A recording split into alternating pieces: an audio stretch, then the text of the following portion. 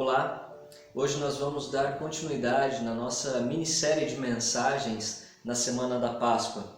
Hoje um amigo nosso irá trazer uma mensagem, Leonardo Bedani. Ele é seminarista e auxilia o pastor Flávio Ramos na Igreja Batista de Itaipu, em Foz do Iguaçu.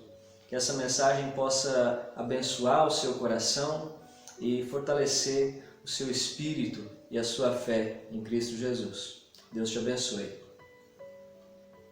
Olá, meus irmãos da Igreja Batista, aí na cidade de Campina da Lagoa. Que grande privilégio é poder compartilhar um pouquinho da Palavra de Deus nessa semana tão especial para todos os cristãos ao redor do mundo. E o nosso texto para meditarmos hoje está lá no capítulo 24 de Mateus. Abra comigo então no Evangelho de Mateus, no capítulo 24, e nós faremos a leitura a partir do versículo 1, tá bom? Abra comigo em Mateus, capítulo 24.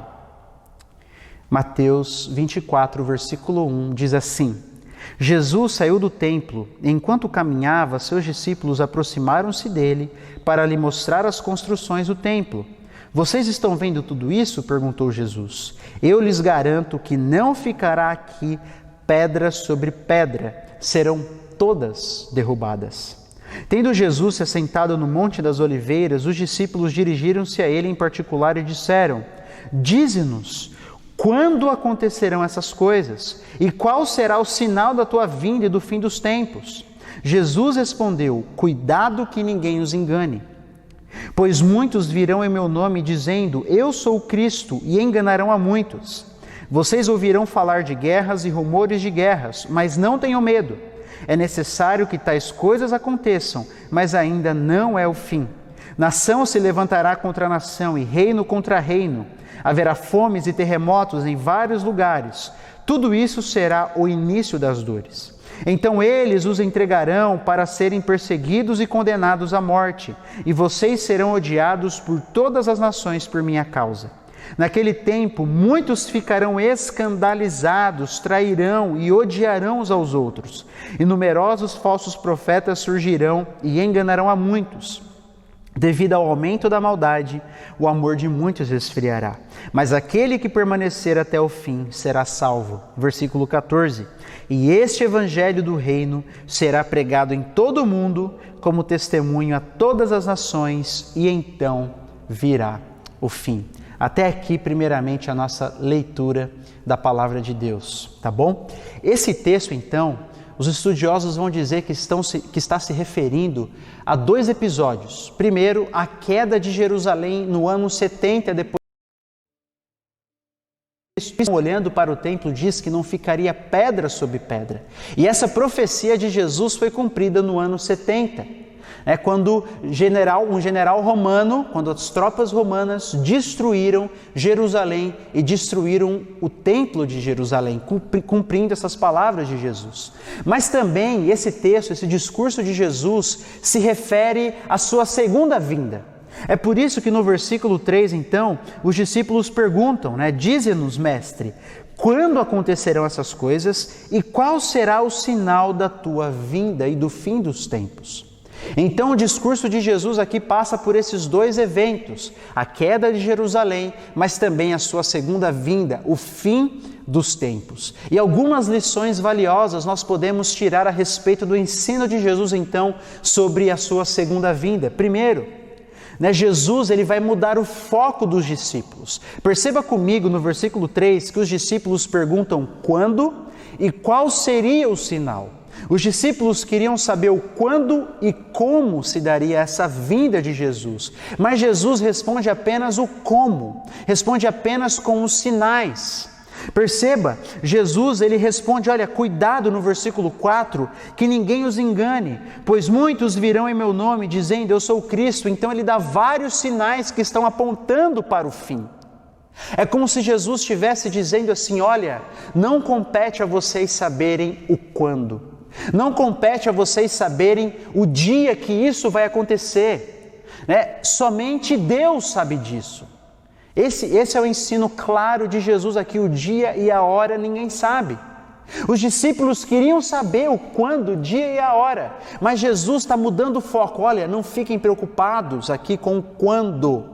Vocês não estão autorizados a ficar debatendo e definindo quando eu vou voltar, mas fiquem espertos quanto aos sinais.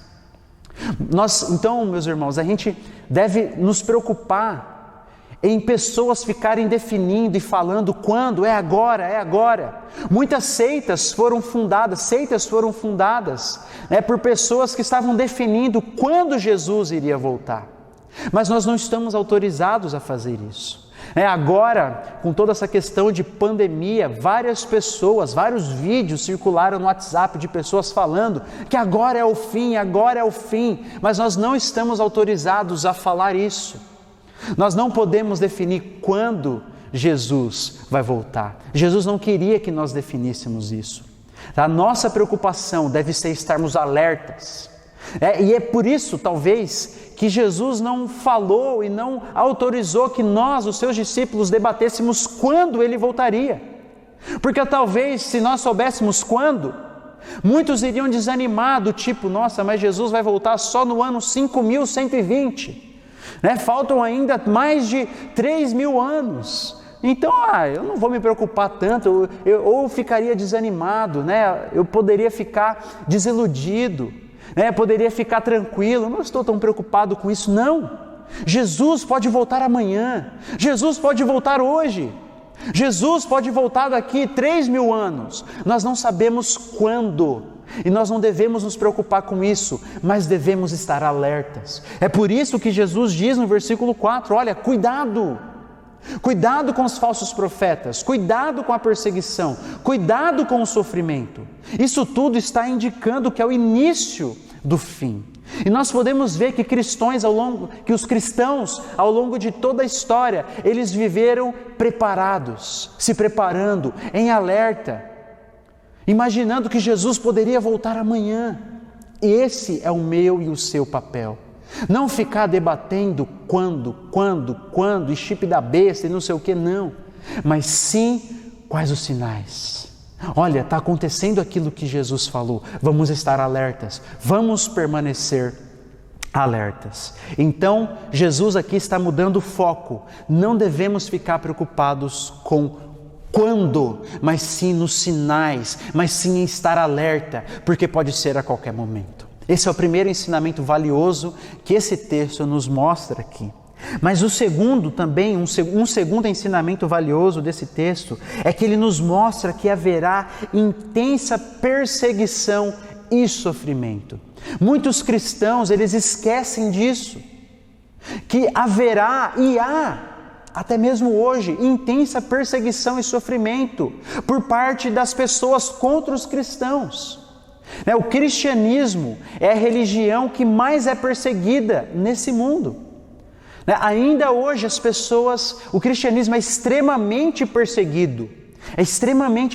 Há países que é proibido você pregar o evangelho, que é proibido se converter de uma religião para o cristianismo. Pessoas podem ser condenadas à morte, e de fato são mortas por isso, ou por governos, ou pela sua comunidade. Jesus já havia dito que isso aconteceria. E em tempos de triunfalismo barato, onde se diz assim, olha, vem seguir a Jesus e é tudo lindo, maravilhoso, é extremamente importante nós lembrarmos disso. Paulo diz que aqueles que querem viver uma vida piedosamente serão perseguidos. O seguir a Cristo envolve sofrimento. Esse é o ensino de Jesus aqui. Nós, pela graça de Deus ainda no Brasil, nós não sofremos esse tipo de perseguição mais. Já sofremos lá atrás. Já sofremos sim, alguns séculos, até mesmo algumas décadas atrás de perseguições. Entretanto, agora, pela graça de Deus, nós podemos permanecer livres. Nós podemos pregar o Evangelho. Ninguém nos mata por causa disso. Mas pode chegar um dia em que isso vai acontecer de novo. E Jesus está falando que nós devemos estar preparados. Seguir a Cristo já envolve sofrimento, é por isso que Jesus diz que aquele que quiser segui-lo deve tomar a cruz, uma imagem de sofrimento, e negar a si mesmo. Negar a si mesmo envolve sofrimento. Então nós precisamos lembrar disso. O alerta de Jesus é: haverá sofrimento. O caminho do discipulado, o caminho de seguir a Jesus é sim um caminho de alegria. É sim um caminho de intensa paz, de intensa felicidade, mas não sem sofrimento, e sim por meio do sofrimento. Por meio das aflições da vida, por meio de doenças, por meio de pandemias, por meio de toda essa crise econômica. A vida, a imagem de Cristo é formada em nós por meio desses sofrimentos. Deus está usando tudo isso para formar a imagem de Cristo nas nossas vidas.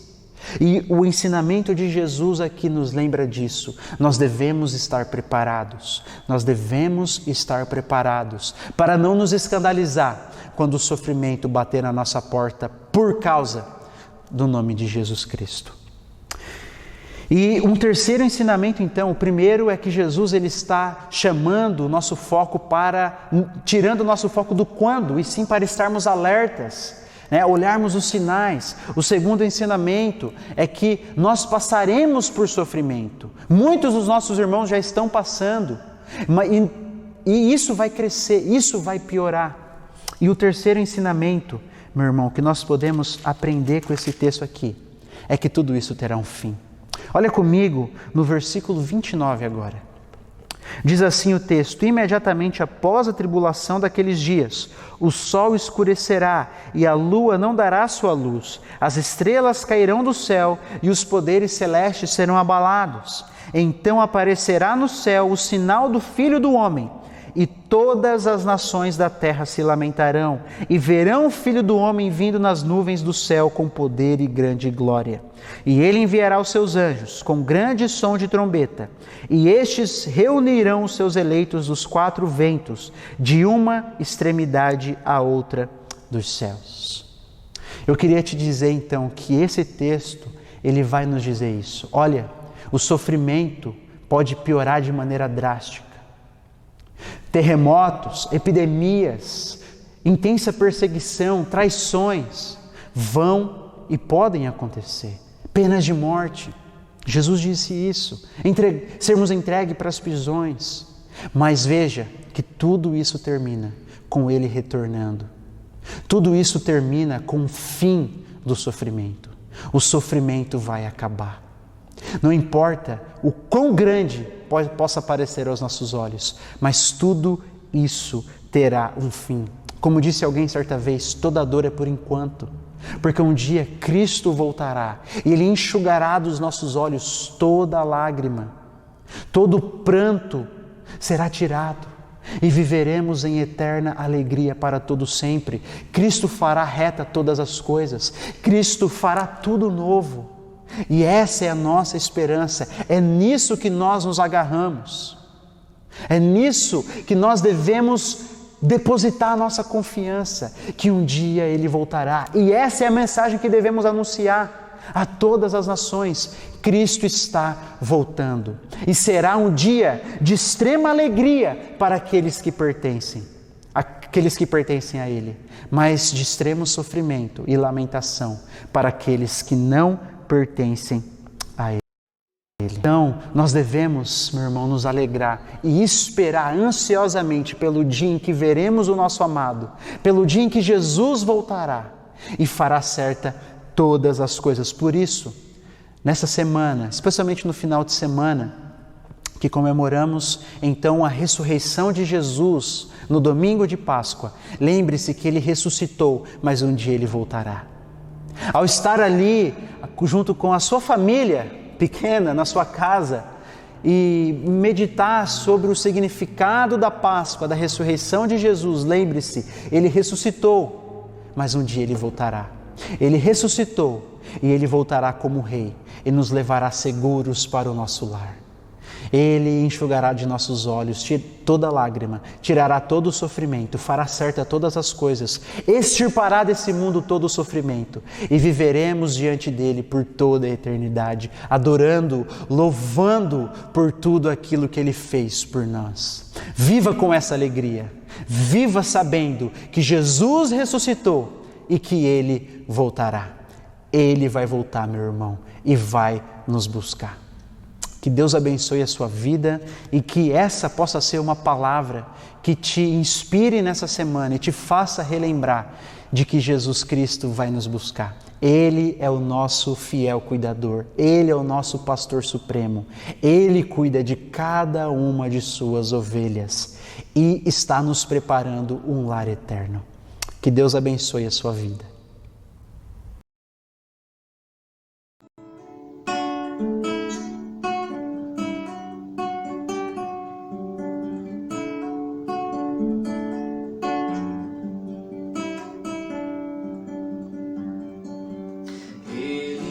Tinha qualquer beleza ou majestade para nos atrair.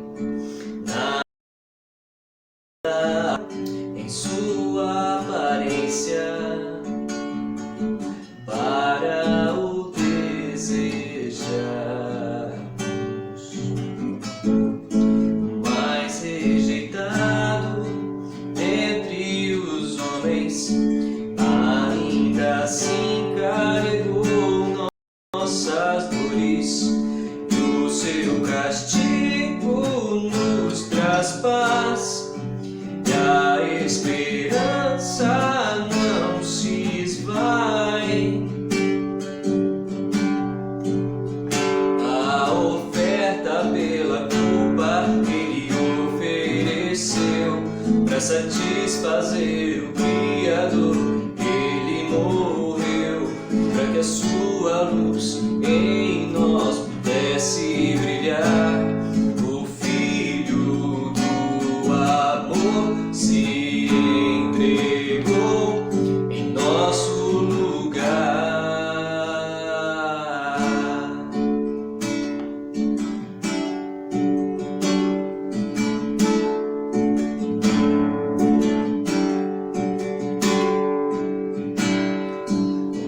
Rejeitado dentre os homens, ainda assim carregou nossas dores,